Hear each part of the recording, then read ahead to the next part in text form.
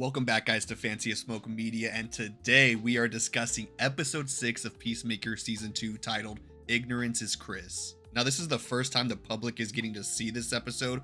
No media outlets got to see this early. James Gunn has said that these last 3 episodes pretty much go off the rails and have so many surprises, and they're basically a different show. And I'll be honest, we see in this episode why he didn't want anyone watching this early. He didn't want to get any leaks out because we just got a major reveal about the alternate universe and a major cameo, which I honestly was not expecting. I'm going to start by talking about the cameo because I think it's super important to not only this show, but to the future of the DCU. And then I'm going to go over the big reveal about the alternate dimension. So we see Rick Flag Sr. and he's upset because Peacemaker keeps getting away and now Harcourt and Economos are MIA with the portal.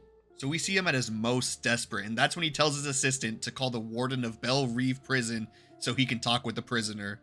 Now, at first when I heard him say get the warden on the phone, I thought we were going to get Ike Barinholtz's character from the original Suicide Squad, which, hey, I thought it would have been pretty funny to make him canon. Hey, we already have the Enchantress canon now, why not him? But then I was like, what prisoner does Rick Flag Sr. need to see? In my head, I was like, well, Lex Luthor did just go to Belle Reve at the end of Superman, but there's no way he would make an appearance here, right? Like, I just assumed that Nicholas Hoult is like too big of an actor to like just make a cameo on a show like this. I was thinking it's got to be someone like Bloodsport, since like he's taken down Peacemaker already, so maybe Rick Flag Sr. wants someone that's already like taken him down. Or I thought there was an outside chance that we were gonna see like one of the creature commandos who are still at Belle Reve, or maybe even introduce a villain we haven't met yet.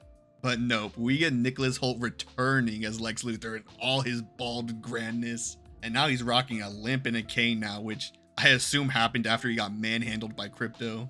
James Gunn has said in the past that he wants like every project to feel different from one another, and if characters go from one project to another, that they should act different.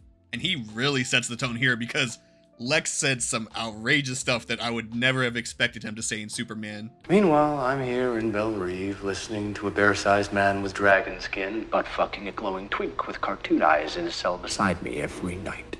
Also, I wonder who those two cellmates are. Like, that bear-sized man with dragon skin, like, that could be Killer Croc, right? But I have no idea who this twink with glowing eyes could be. If you have an idea, let me know down in the comments. But Flag offers him a deal where if Lex Luthor can help locate the interdimensional portal, then Rick Flag will transfer him to a prison with no metahumans. He even specifically said this is his shot at redemption. Now, James Gunn is already writing the next movie in the Superman Saga, Man of Tomorrow, which is gonna feature Lex and Superman teaming up to fight a greater threat, probably Brainiac. And people are already speculating that at the end of Man of Tomorrow, Lex will be redeemed in the eyes of the public and he's gonna start his campaign to become president.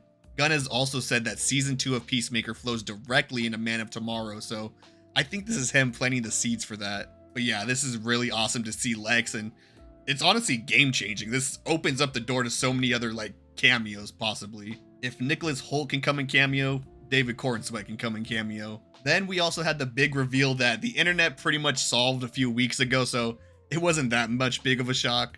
But we find out that the Earth that Peacemaker wants to go and start a new life in is actually Earth X, aka the world where the Nazis won World War II. Now, even though most of us knew what was coming, I really like how they kind of revealed it in the show. They had all our characters split up so that they could find out in like each their own unique ways. We have Harcourt, who immediately she notices something is up with this universe. She's driving around with Keith, and as she looks out, she sees that pretty much everyone walking around is white.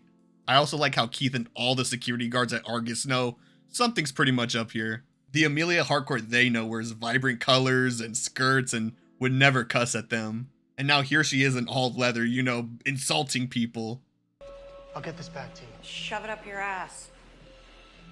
Right this way, miss. But when she tells Peacemaker, hey, have you noticed that there's like no people of color here? He's like, what are you talking about? And then that's when we get the big reveal of what the American flag in this universe looks like. We just got a big old swastika right where the stars should be. I wonder how Chris is gonna be emotionally now that he's probably gonna have to leave this universe. He thought he had found a perfect home for himself, but now he's gonna have to leave and lose his dad and brother all over again. I honestly wonder if he's gonna try to like take Keith with him to the other dimension because he can't bear to lose him again. We also had a vigilante who is on his own side adventure trying to find his alternate self. He goes to his house and it's exactly the same in this universe. And I thought it was pretty funny that the same keys worked in the alternate dimension. And when we find the alternate vigilante, he looks and acts exactly like our Adrian. They both have the same favorite Pokemon, they both can't pee if something is touching their butt, and they both hate the touch of human skin. And they both like the Spider-Man pointing meme. Yeah, that's right, Spider-Man is apparently canon to the DCU. Kind of like how Batman and Alfred are kind of canon to the MCU. Kingo's valet. Oh, valet. Like Alfred in Batman. Now we're led to believe at first that like both of the vigilantes are exactly the same. At first where I thought they were going with this is that like they would swap places and like nobody would ever know except us, the audience. But then our vigilante asked the alternate one if he's besties with Peacemaker. And that hit a nerve with the alternate vigilante because we find out that in this world, Peacemaker is actually Vigilante's arch nemesis. He also says Peacemaker is the reason he joined the Sons of Liberty. So yeah, all those people Chris murdered a few episodes ago were probably the good guys. And then we have Economos and Adebayo who stay behind at the alternate Peacemaker's house for some reason. I don't really understand what their reasoning was. But then Adebayo goes on a walk, and as soon as she left the front door, I knew something bad was coming. As soon as she stepped outside, everyone started staring at her and started freaking out. That first girl who saw her looked like she was seeing a demon. And then when Keith sees Adebayo in the streets, he yells out some insane things that I personally never thought I would hear in a comic book television show. Look out! I'm black! What? And then everybody in the neighborhood starts to chase Adebayo. It's like a zombie horror movie. But it also was a pretty funny recreation of the first season when Chris had to run away from all his dad's white supremacist friends. So I'm guessing in this universe they keep people of color in concentration camps, I guess. I guess we'll find out. Oh, and we also have Economos getting stabbed to the floor by the alternate Augie. And with Economos being the way he is, he reveals way too much and tells Augie that our Peacemaker killed his son. And from the reaction Augie has, it kind of seems like he already knew something was up, but this was just the confirmation he needed. I'm assuming he's gonna try to lure Chris in somehow and try to kill him to get his revenge. So yeah, now the 11th Street kids gotta escape from Planet Nazi. We have Adebayo running for her life from Nazis. We have Harcourt trying to escape from her alternate self. We'll see if Vigilante has to fight himself. I could kind of see it going both ways where the alternate Vigilante is mad at our Vigilante for being friends with Peacemaker, but I can also see them teaming up and being friends. I wonder if we're gonna see like alternate versions of characters we already know. Like, are we gonna get an alternate version of Guy Gardner, Hot Girl, maybe Superman, maybe?